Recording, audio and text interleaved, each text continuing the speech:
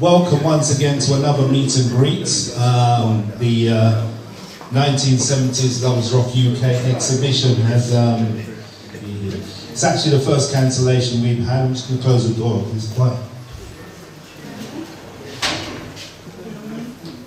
It's the first cancellation that we've had, which is, you know, quite fortunate that I think we've done 6 so far, 5 or 6 so far, so we've been quite fortunate in that regard. So every week, I actually don't know whether or not any of these are going to be on. So I've had my fingers and everything crossed every week because in terms of reliability, or I've made the link through a third party. And so we've been very, very fortunate. Going to play a bit more of tradition. Paul's sending me, he said he wants to send me through another photo or two. I'll see, I've got this too. Oh no, he sent me through some stuff. So whilst I'm playing this track, I'll just look, because Paul really wants to make sure that we get the best out. Paul Dawkins, that is, who was a member of a tradition, wants to make sure that you get the best out of this session. So I'll just check in to see what he's put on my phone. Paul, can you hear me?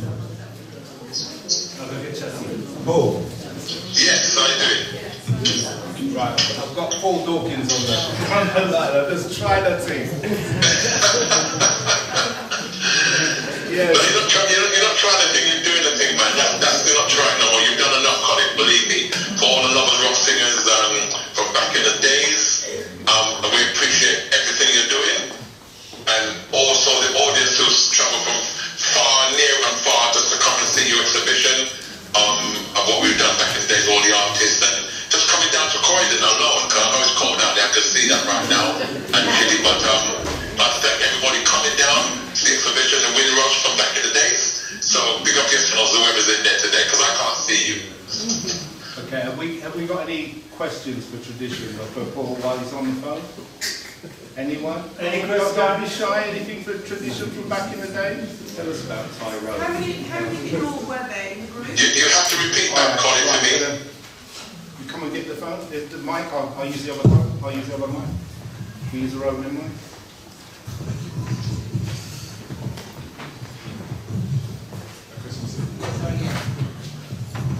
How many in the group were you in all? Back in the day? Are you there, Paul? I can hear you, yeah, just about hear you, yeah. You might have to repeat that one, Colin. Yeah, if you repeat. No, you might. Yeah, the question was how many people were in the group back in the day? Yeah, well, the 4 of us. We had myself, Christopher Henry, who was the bass player, went to school with him. Paul Thompson also went to school with him. He was the keyboard player. Les McNeil was a singer and a guitarist. We grew up in Harlesden together in Brent, and actually Tony Matthews as well. We grew up in Brent together, but we didn't actually go to school together. And he was on drums, and then he was on guitar. All right. So you, Paul, you sent me through some photos. Yeah. So I'm gonna just put the photos up. Obviously, you guys are a lot younger now. Or a lot older in the picture. So I pulled one up where you were on the microphone. Yes, well that was my actual, how should I say, that was my 60th birthday.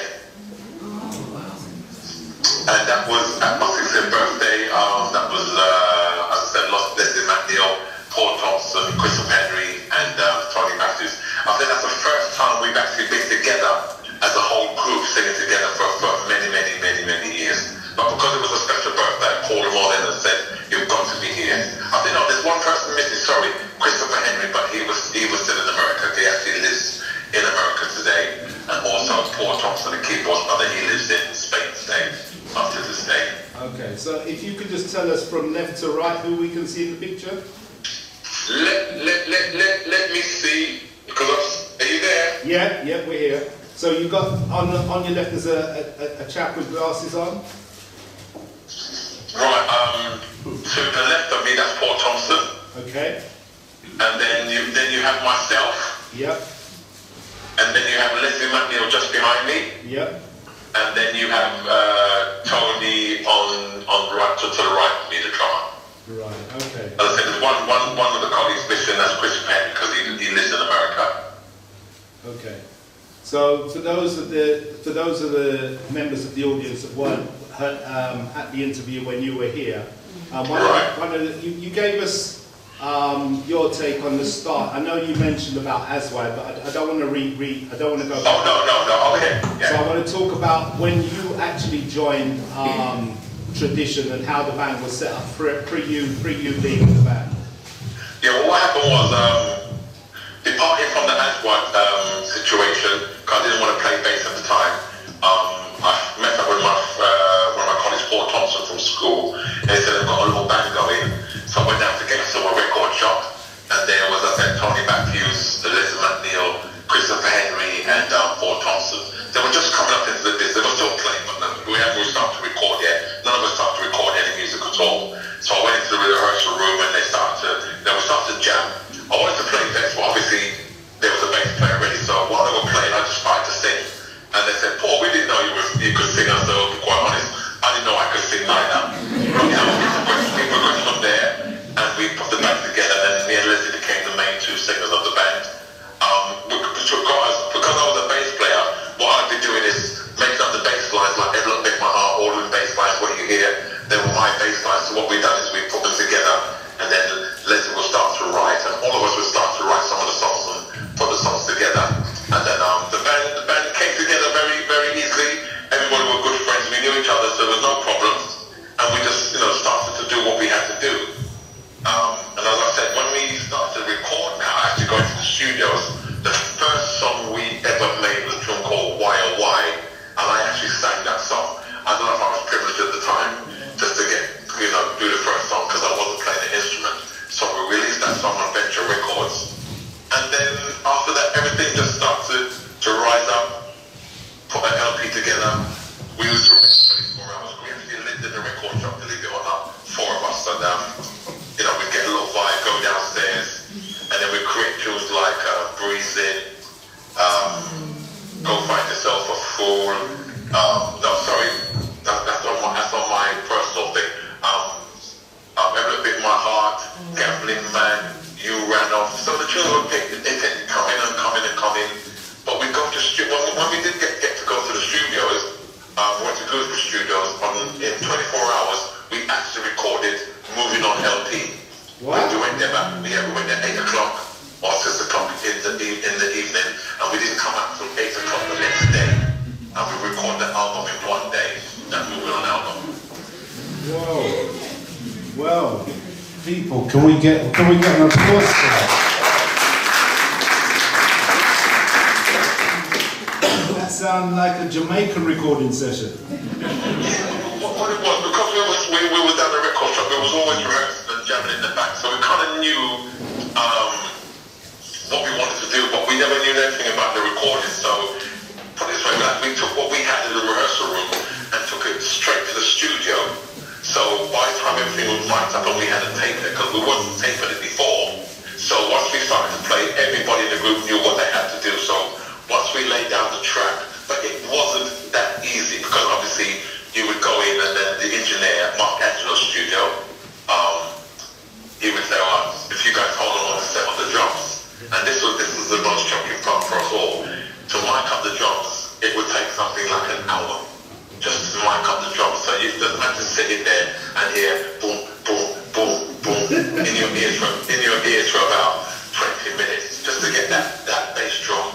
So after we started to get used to it, once that was done, remember the drum has several different parts, hi-hat, the toms, everything. So they had to mic up each of those things individually before we could even do the bass, the keyboards, and the bass. So me carrying my friends to the studio, that was a no-no because they'd get bored straight away. You had to be into that field to understand what was going on, because we didn't really know what was going on, so we went into the studios. But once that was all done and the engineers said, right, we're ready to record, we just behaved as if we was in the rehearsal room.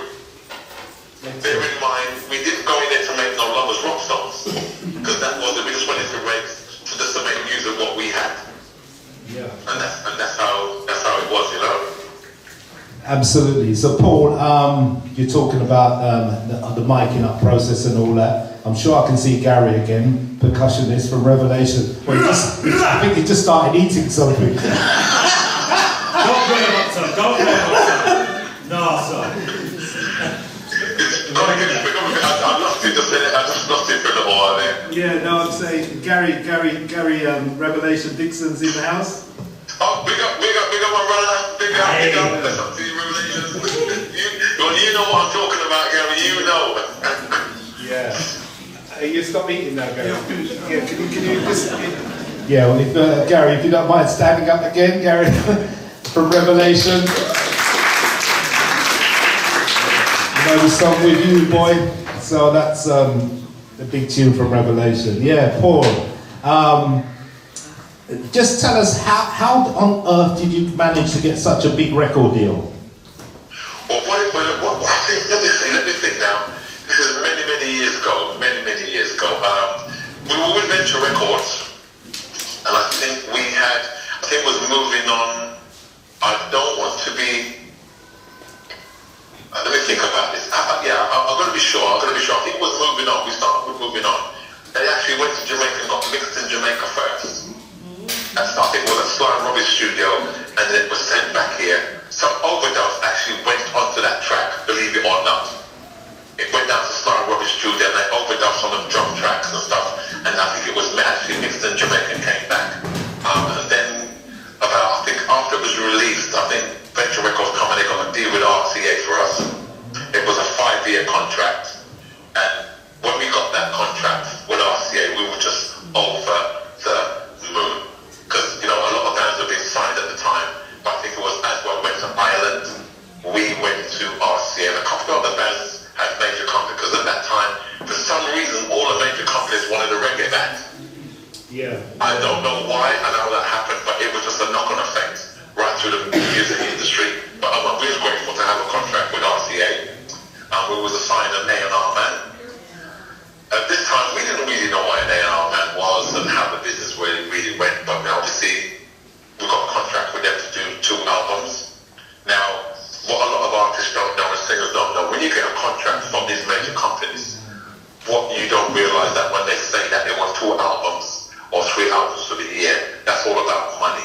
Now they'll spend their money to put those albums together, and what they do, they most probably send you a producer to produce those albums, like CeeBee produced Alternative Roots for us. Never met him before, but they sent him to produce that album. Obviously now we're on tour with an A&R man, he has to get paid. The hotels that we were staying in, sometimes they were 4-star, sometimes they were 3-star, sometimes they were 5-star hotels. So there was us jumping up going, this is the life, because we're touring with some of the big groups now, Shawadi Wadi, Tin Lizzy, The Cars, Boomtown Rats. So we're over the moon, not realizing that come the quarter when we're meant to sit down and found out, with our LPs and see how much money we've actually earned. Don't forget, they've spent their money already on the album, on the tour. So I remember particularly one day, it was coming up to that time where we're going to get some money now, and I'll never forget this. We went down to the lawyer's office, obviously you had to have a lawyer. It wasn't just, you got this and that, you had an A&R man, you had a lawyer, and you had an accountant. Sat down in the office and we're all shaking our hands and going, we're going to get some good money there. I remember we went down to Edgware Road, went to the office, we were sitting there, there's a lawyer there, and he took out the paperwork, and he says, okay, right, for the tour, it's cost X amount of money. For recording of the album, X amount of money. For the producer, X amount of money. For the publicity, the record company, the record covers, everything, X amount of money. And we're sitting there like, what's going on here? And we couldn't even talk, we just let them talk. And believe it or not, when we left out for all our hard work, once everybody got back their money, we walked out there, and this is being honest, we walked out there, I remember, £45, we walked out of that lawyer's office with each. After they've taken back their money, what they spent on us. It's called recouping. Grouping, yes, but we didn't know about it. We go to a hotel, we're eating all this food and we're getting white rolls with slippers and staying in this nice hotel. We did not realise that was our money we were spending. If we'd known that, we would have sent the man outside.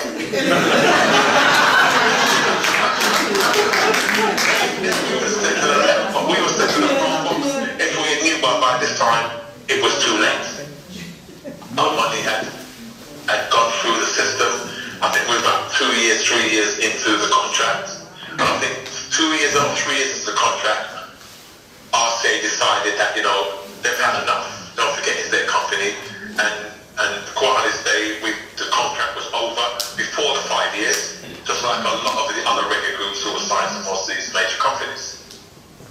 So we actually learned a big lesson from the whole of this music business, what we never really know about. That's why I say anybody who's starting up today, it's gone already who's starting up already if they don't know. But if you start up today, one thing you do, you get your PRS and your FCBS and all your paperwork right before you make a move. Don't think you're going to come to this business and just make money just like that. It doesn't go like that. As I remember this group called The Boys from America. Anybody remember that? Yeah. It was a soul group. Can you remember them? Anybody remember them? Yeah, a few people. Yes, a few people. Right. What happened was I met up with them one time down at Winston Francis' house, another singer, and we was discussing a certain thing, and he said to me, "You must remember, when back in the days when you started, you only had like soul, jazz, and reggae. There was no reggae groove and all these other other music what we got around now. So things were different then. Now you got so much other countries: America, Spain, Canada, Colombia, Mexico. All these people are singing and playing reggae music just as good as we are. So it's gone wide and far. I'll give you an example. I went to see Bitter McLean the other day, and he had an all-white band from Barcelona. And I'm telling you, they were on spot when it came to the music. There was not a note out. They played reggae music as if to say it was theirs. And there's nothing wrong with that. You know, but I think where we went wrong as artists in this country, what we should have done, we should take a leaf out of their page and try and play other music. Well, it's not a sellout. If you're an artist, you're an artist no matter what you play. Just go and do what you need to. If you need to link up with other guys from different countries and stuff just to make music, there's nothing wrong with that. There's nothing wrong with that at all. But we stuck on our line, on our road, and we just done Love's Rock because that's what we loved and that's what we liked. But if I've got a regret, that would be the regret I have, that I should have linked up with other bands and played other, because we had the opportunity to do that with the Boomtown Rats. Bob Geldof, Tin Lizzy, Johnny Rotten, we had the chance to link up with them, but at the time we wasn't really thinking about that. Do you understand what I'm saying? And that's just the business. Yeah. Paul, was Tradition involved in any of the Rock Against Racism?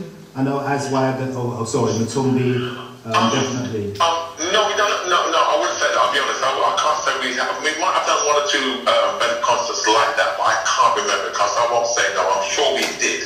But if the other guys were around, they might, wake me up and say, yeah, we did do 1 or 2 shows here because, you just can't remember everything what we done because there was so much going on at the time. We done a lot of free shows in like colleges, and maybe those shows were for those kind of things, but at that time I can't really recall saying, yeah, that's what it was, Yeah. You, when you were here at the pre-Valentine's event, you mentioned that Bob Geldof, Boomtown Rats, they were abroad and they called for you. So I don't have to pull the video up. If you just tell us retell us that story again. No, we was actually on tour. We was in Holland at the time, and I think we had that day off. And if we had that day off, we were just chilling out. Then the manager came and said, "Guys, we're leaving." I said, "Leaving? Yeah, we're going to. What was this? I can't remember where we was going. I can't remember. But we had to catch a plane and go. What are you talking about?" Well, Bob Geldof asked for us to come and open the show before they go on. They're not going to go on until we come. And we said, "You got to be kidding us." By this time, we had known Bob Geldof and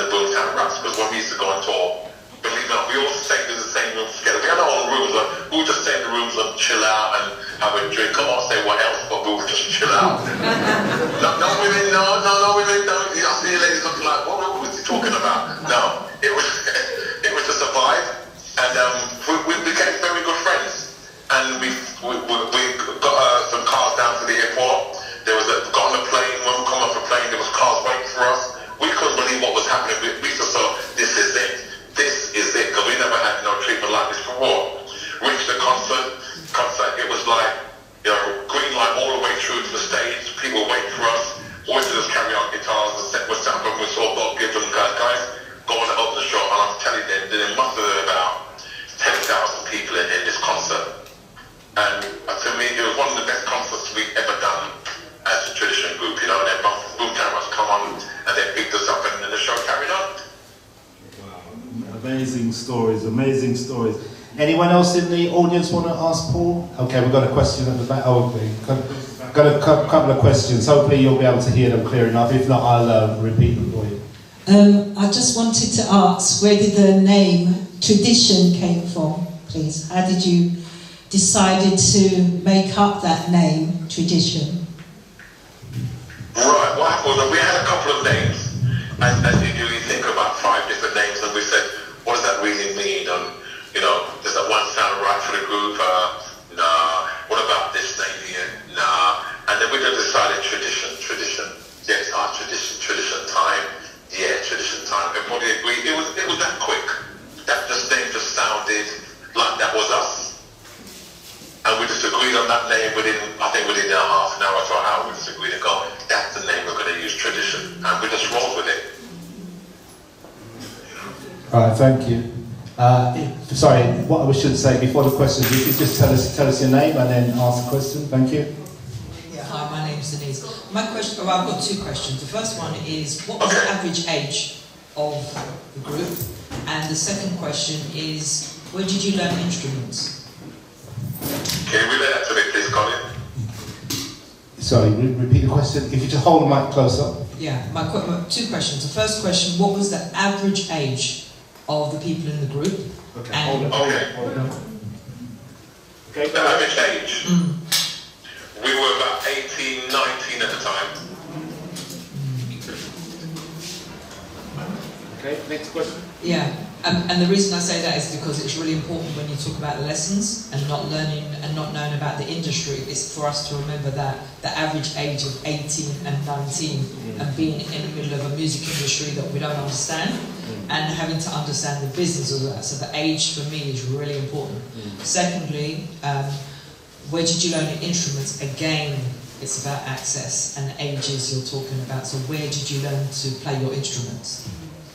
Can you relate to me? I'm going on to that here. Yeah, so where did you learn to play your instruments?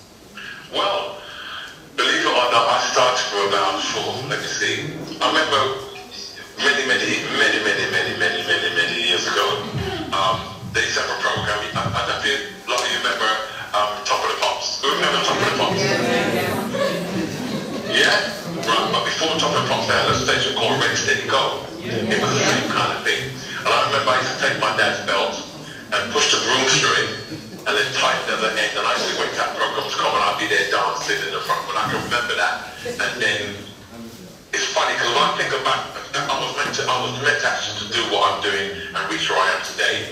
Then what happened was I got a little guitar, and then one of my friends lives across the road. I remember the first bass line I ever played on the guitar. It was London's Burning, believe it or not.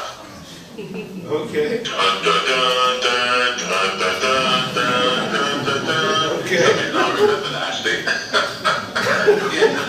It just progressed from that. Then my cousin now, George Oban, who actually founded Aswad, he's the one who founded Aswad along with Brinsley Ford and the rest of them. He said, Paul, you need to get a bass guitar. And obviously I was in the church as well, so I bought my first bass. No, I actually made my guitar at school first, and then I bought a bass guitar, then I started to play bass, and then there was me and Brinsley Ford. He was a guitarist and I was the bass player. But I used to everywhere I went, I carried that guitar with me. I never left that guitar because I had to try to position my fingers right and just learn songs. And then what happened was Bob Marley came over from Jamaica and he lived in Neasden where I lived. And then Family Man, the bass player, used to come around my house in Neeson and teach me and give me bass lessons. And that's how I progressed up the ladder. Wow,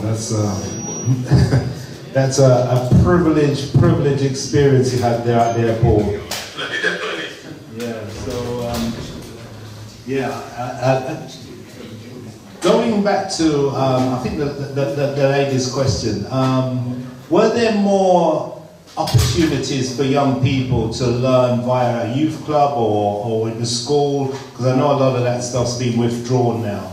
And a lot of the access that we had to instruments. And now a lot of those schemes are no longer. Do you remember any of those schemes, Paul?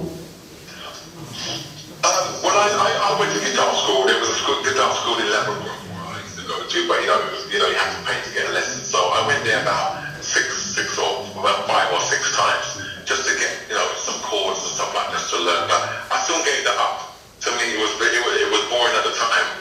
If I stayed there, well, it would have been the same thing. But I just went home and persisted and just said, look, Paul, you've got to learn this guitar. So anybody out there now who wants to do that, it has to be in your heart and soul to say, look, this is what I want to do. This is what I really, really, really want to do. I mean, if that's what you're going to do, believe me, you will get there. Because I remember at a young age, I said, I want to be able to make music like Derek Harriott, Delroy Wilson, John Holt, the Eptones, the Chosen Few. Those are my inspirations for me to do what I'm doing to this day.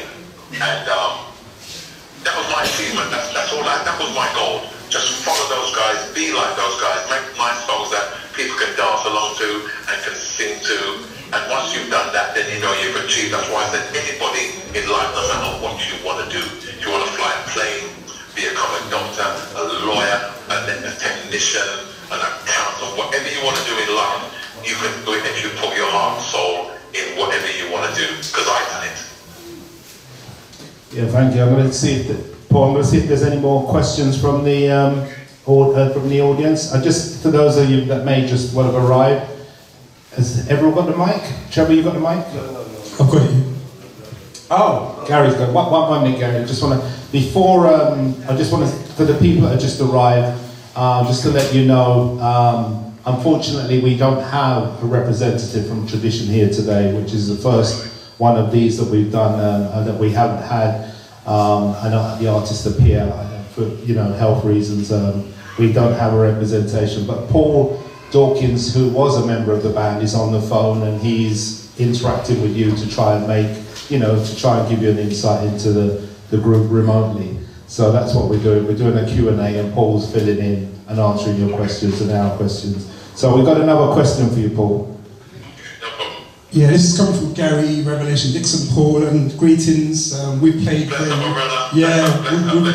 had the pleasure of playing recently at the Lovers Rock concerts at the Indigo for many, many years. As I was doing percussion at that time, so I had some great times with Paul. And I could play your songs with my eyes closed. I didn't need to rehearse it. It was a blessing. But my 2 questions. The first question is on the album sleeve, The Tradition, Moving On. With the 5 fellas on there, which one are you and who are the others? If you can do it left to right, if that's possible. That's my first question. Who's who on the album? Yeah, who's who of the members of the band, and where are you? On the Moving album? Yes. But I'm going to be honest with you, I can't see the album in front of me, so I can't even remember who's left to right or right to left. I've seen the album for so many years. Where are you though? You must know where you are. I know I'm in the middle somewhere, but I can't, because it was an artist who drew the actual album. It was sketched, so I can't remember who was who. I know I'm somewhere in the middle, but we don't actually look like who we should be looking like. I think it's yeah. Thanks for that. And my final question, Paul, is sorry, Gary.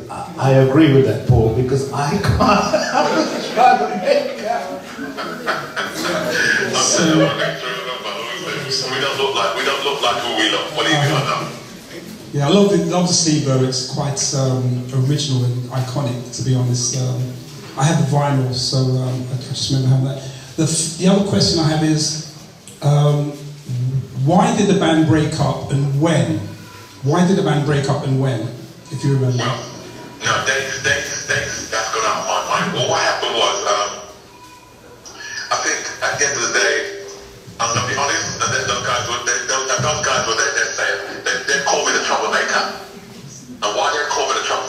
saw all of certain things happening within the band, within the management, and within the record companies and things like that.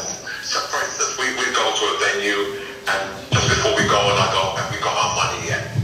And the manager would say, no, so I said, look, you need to go out there and speak to the guy before we go on the stage. And then sit down and play dominoes. I said, no, you know, you need to go and sort it out. I said, you go out there and go, come back and go, oh, the guy said, we must wait. Me now, as a troublemaker, I go out and say, excuse me, we need our money before we go on stage. That was the agreement. And the guy would say, go back and wait.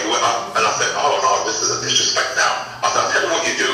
We're not going on stage in front of the people at the door. We're not going on stage until we get our money. As soon as I said that, he brought our money to us. But as far as the guys who Paul was the troublemaker, lots of little things else, so we won't go deep into it because I'm not disrespecting nobody. But after a little while, I just said to myself, you know what, I've had enough of this, so I left the band first. And leaving the band first, that was a big decision I took because we were still signed to RCA. Now imagine me leaving the band today, and then next week they make a record and it's a #1. Can you imagine?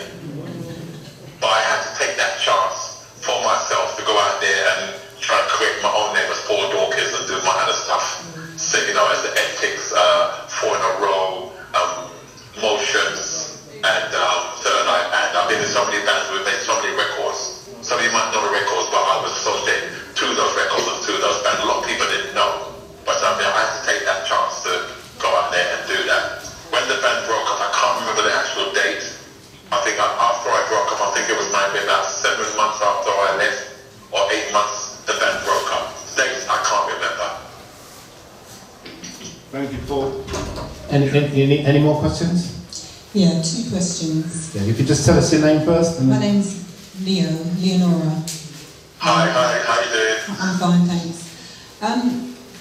So how old were you when you actually left the band?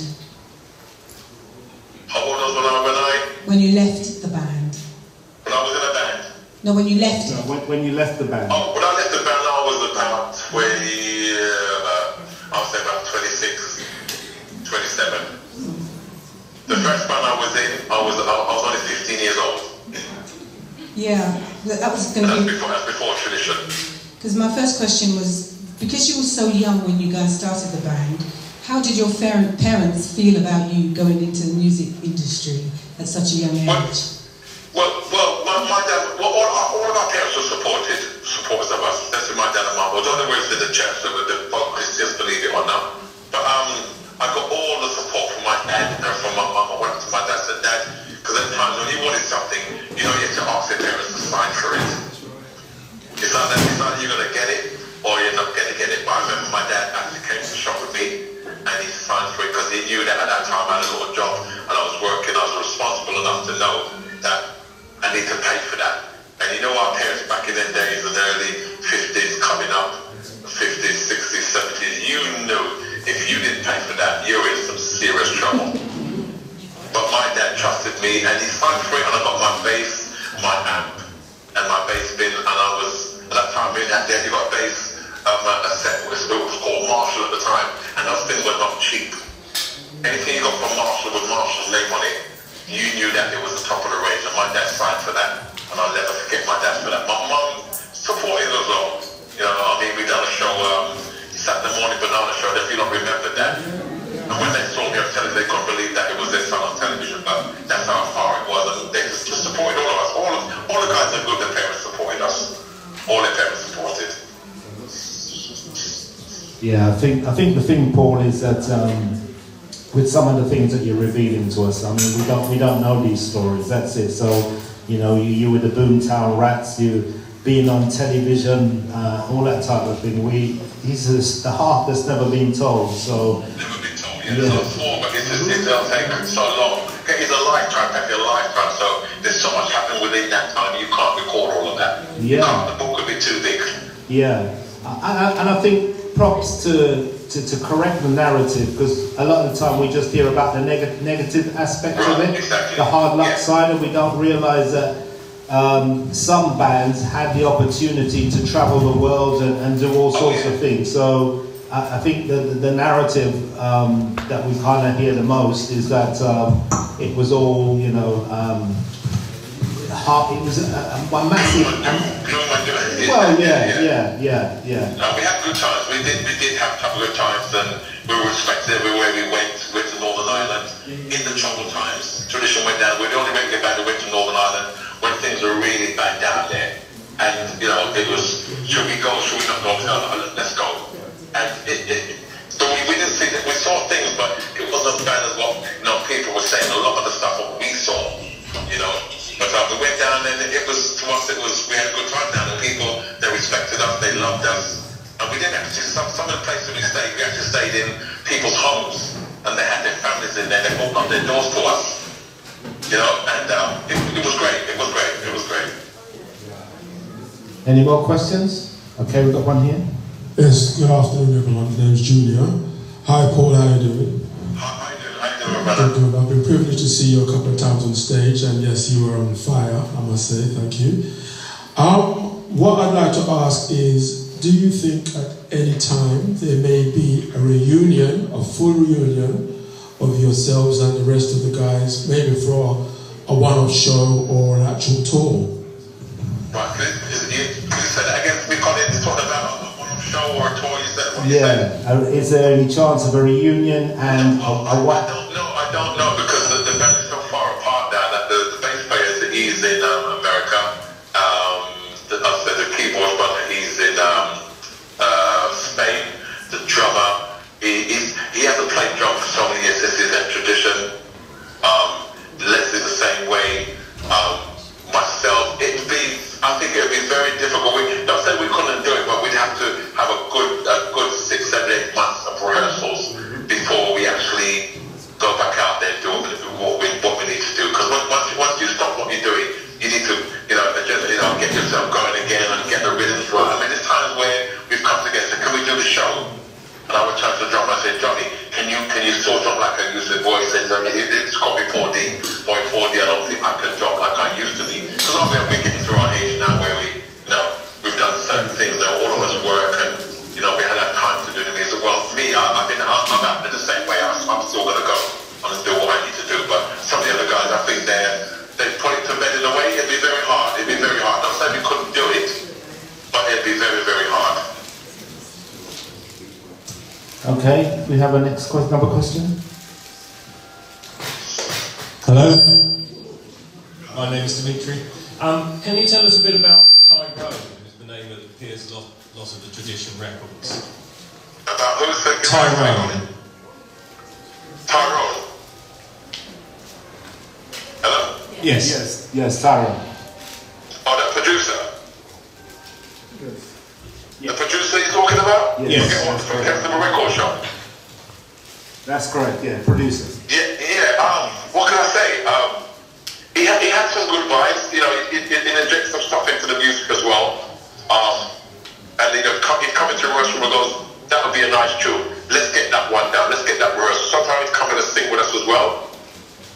And when we go to the studios, he would inject some of the stuff into our music, because most of the songs, what we done in the studios, we already knew what we wanted to do. But he played a part of it. I will say that he'll play a part of, that sounds right, or do that again, or do this again. So, he did play a part in a lot of our music. Other things that I would discuss that side of the business outright, if you understand what I'm saying. Absolutely, thank you. Yeah, any more questions? Anyone else? No? Yep, we've got one here. Okay, yep, we've got coming in thick and fast.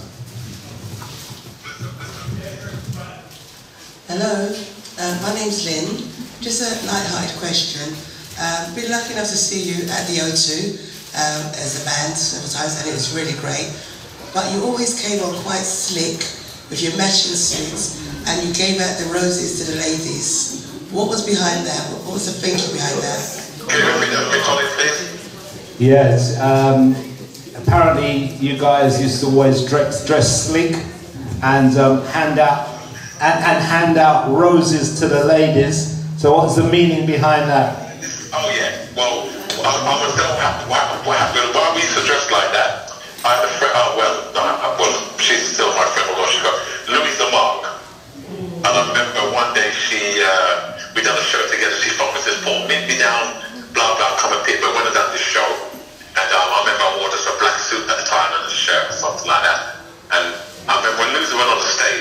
had this dress on, I can't believe.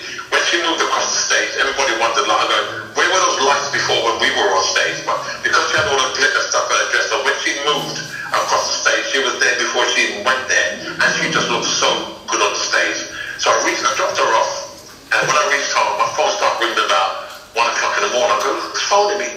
And then I picked up the phone and I said, hello. She goes, Paul. I said, who is this? She goes, Louisa. I said, Louisa, why are you phoning this time no more? She goes, Paul, listen, don't go on stage no more wearing no dark coloured suits.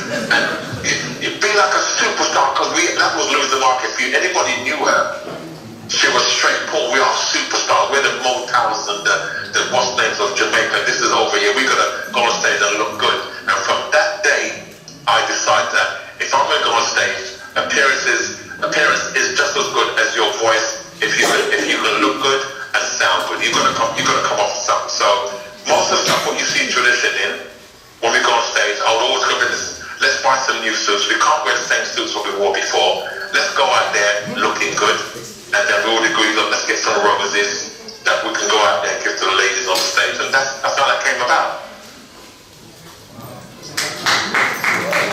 Yeah, wow.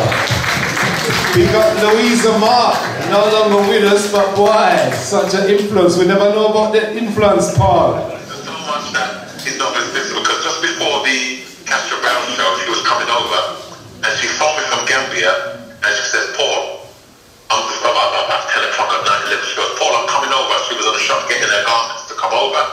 So I said to her, are you coming back as one of the queens of Lovers Rock? She says to me, no, I'm not coming back as the queen or something, I'm coming back as the empress. And I was always wanting to laugh. So she goes, Paul, when I come up, can I come and stay with you for a while? At this time, my wife is next to me, she goes, Louisa Mark's coming here. I said, yes, when she comes, she's going to come stay with us for a couple of days or whatever. And then, about, I think, a week and a half or 2 weeks, I got a call from Winston Reedy. And when she reached Paul, I got some bad news, because he knew that me and Louisa were good friends. He said, Paul, Louisa's gone. I said, what do you mean Louisa's gone? I said, Louisa's died. And I'm telling you, I cried that day to know that my friend was no longer with us. You know? Yeah. But I pick up Louisa because she's the one, if I go on stage with tradition or without tradition, I'll make sure I buy my wardrobe's full of clothes. I can only wear it once or twice, and it depends where I'm going. Because I know you ladies, your eyes are very sharp. And I saw him in that suit the other day. So you know, like the man said, he wore that suit the other day, so I'm going to be very careful what I put on and what I go out in. Paul, I entered your world with this interview thing. You think me can't wait to see you on top every week? The ladies that notice it. You know the pressure thing now. Yes. Yeah. Okay, we got another question. Hi Paul, my name's Carol. Hi, yeah, I met you a couple of weeks ago when you were here for the meet and greet. I just wanted to ask you, is that with the group, you came in as a bass player and you said you already had a lead singer, so how did you decide to switch around? When did you move from playing the guitar to singing, or how did you change it around? Alright, can you relate that question to me, Colin, please? That was part. Sorry, we're just going to repeat the question, Paul. Yeah, you can relate it to me as well, please, so I can hear, because some of them are a bit distant as well. What I'm asking is that there was already a singer for Tradition and yourself, and you said that you played the bass and you had a singer. So when did you change it around? Who decided who sung what songs? Did you have a lead singer? Did you just how did it all work? Can you repeat that, please, Colin? Yeah. So the lead singer part. How did you decide on who's? Because you were obviously originally a bass player. Yeah. Yeah. So how was it decided on who sung what song when it came to pass that you were going to sing as well? Well, what happened? I said when I joined the Tradition band, I started to because I couldn't play the bass. Obviously, the bass player was there already, so they just started to jam a tune, and the mic was in front of me, and I just started to sing, just come up with these lyrics. I don't know where they came from. Don't ask me. I don't know where they came from.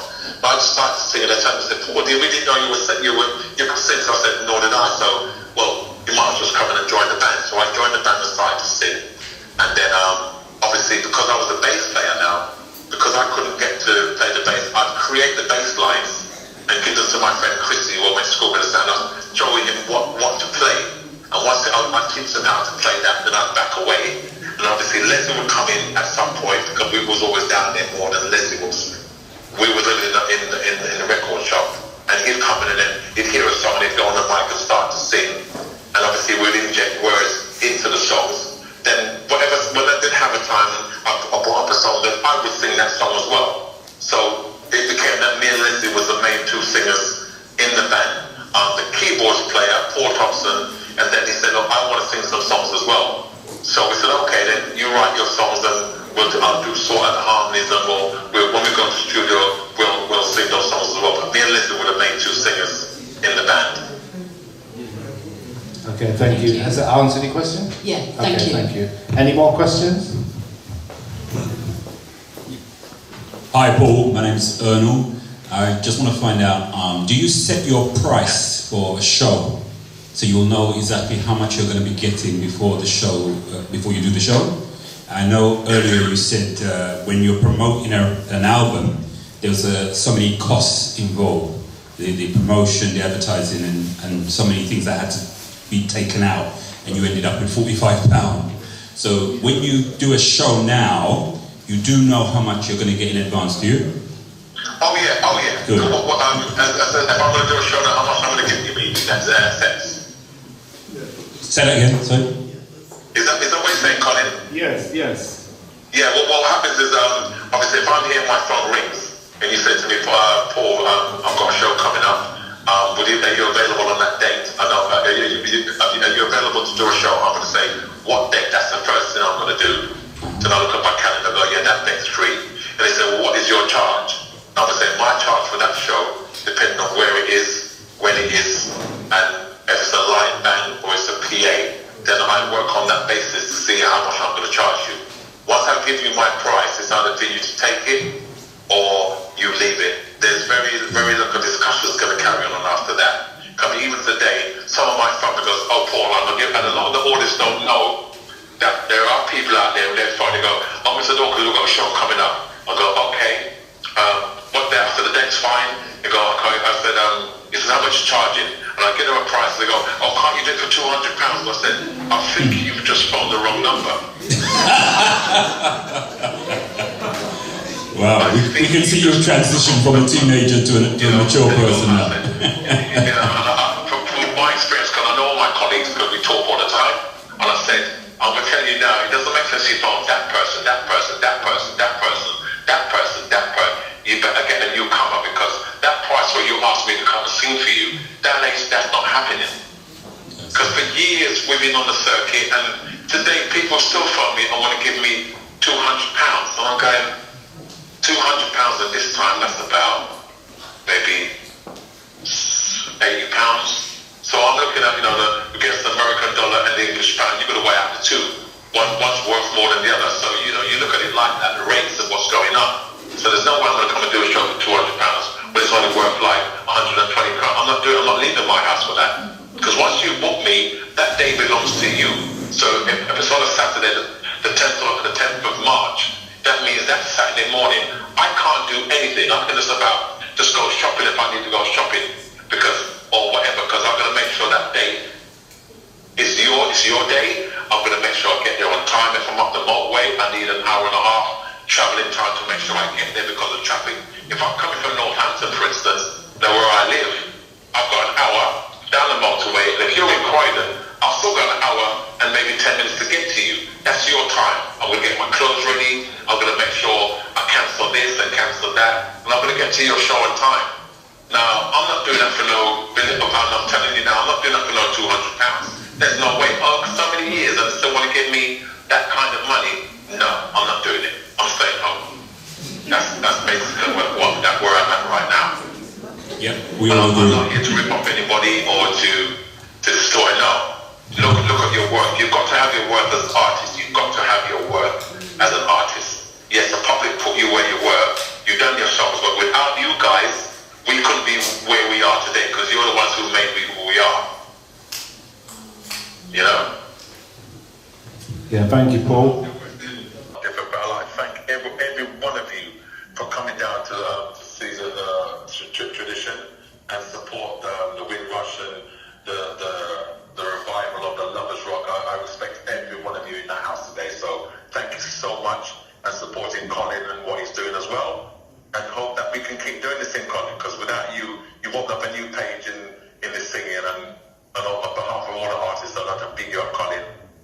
what you're doing and the staff who's there helping you as well. And can't leave out anybody.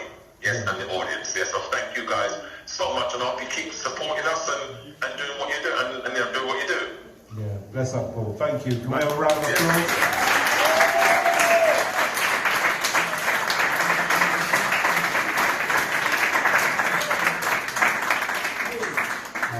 Thank you, Paul. We'll talk soon, yeah? Yeah, we'll talk soon. Thanks very much. Bye-bye. Bless. It's very much worth travelling 100 miles for. I learned a lot about the music I thought I knew a lot about. I learned even more. I learned about Louisa Marx's influence on tradition. I learned about Bob Marley's bass guitarist, Aston Family Man Barrett, trying to teach the singer Paul Dawkins, I said the singer, not the bass guitarist, Paul Dawkins to play. I learned about how record companies take their expenses before them pay you a little bit. Sound system's a lot. Listen, it's been extended by popular demand. It's going on through April, so get yourself down to Croydon and learn firsthand from the artists who produce the things. Please, Miss Esther. Very interesting. Yeah, this is something that is, you know, a lot of people should come and contribute to, because everyone has their story to tell. It's just brilliant. It's just such an eye-opener. We will be back. Yes, we will be back.